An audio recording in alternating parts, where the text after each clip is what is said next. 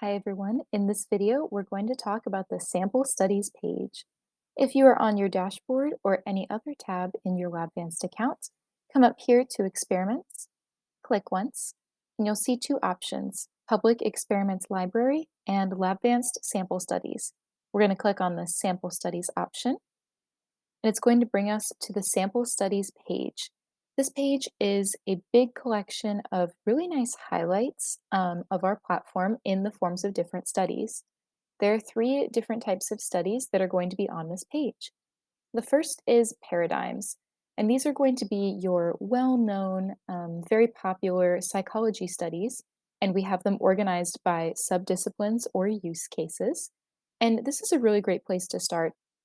If you know exactly what kind of study you're looking for example, a Stroop task, and you'd like to see how it's implemented in Labvanced. The second category are demos, and these are going to be instructional how-to examples of Labvanced features. So these are unique to our platform. This is just, explanations of our features, events, different objects. These are meant to assist you in creating your study. Finally, you'll find add-ons. And add-ons are studies that we have created in Labvanced that we think are going to be really helpful to add to your study. So things like bot checkers or attention checks, headphone checks, things like that. So let's start looking at this page. First, you see this search bar here, and you can type in any sort of thing you're looking for and see what comes up. So as we start scrolling, we first see paradigms. The first category is behavioral psychology. So these are going to be tasks that are related to behavioral things. So the Simon effect, the Ebbinghaus illusion, public goods games, dot probes, etc. Next, we have cognitive and neuropsychology. So this is going to be a little bit more like cognitive interference, visual perception, some decisions, some reasoning, these kinds of things. If you notice, for each study, you'll see the study name, the cognitive function, and then several keywords that help kind of describe what's going on. And then we have a short description. So when you study, you get a little card that pops up. This is where you can see who created the study, and most of the studies on the sample studies page are going to be created by Labvanced. If it's created by a different user and we've chosen to highlight their study, you'll see that information in this card.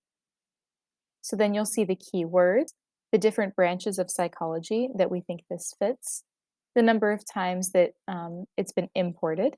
You can also see how long it takes to participate, the language the study is in, demographic and browser devices requirements, and then any special features. So does this study feature eye tracking? Is this a multi-user study?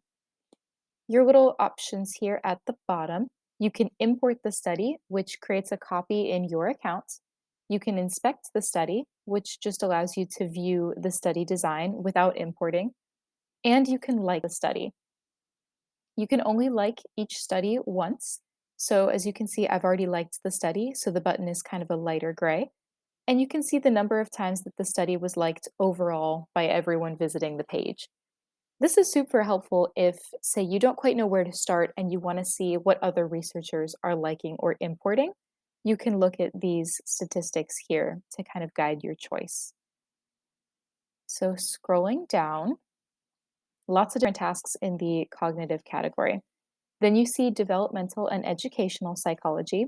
So this is going to be decision making as well as focusing on children and like child language or child decision making. So we do have a couple eye tracking ones here. So in children's toy choices, eye tracking is used to determine how often the children are looking at each of two options. We've got a lexical decision task, some talking tasks, another task where we record where children are looking, and a vocabulary task. Further down, we have personality and social psychology. So we have an association test, some discounting, and the Ash paradigm. In clinical and health psychology, we have some simulated games where you pretend to be either a doctor or a patient. Sports and movement psychology, these are going to be reaction time things. as well as things related directly to sports, so a basketball strategy task. Then we have marketing and consumer psychology. This is going to be focused specifically on what decisions do consumers make in this marketing environment. Then we get to demos. And remember, these are those instructional tasks. So clicking on a demo task will bring you to a study that explains how to do something in LabVanced specifically.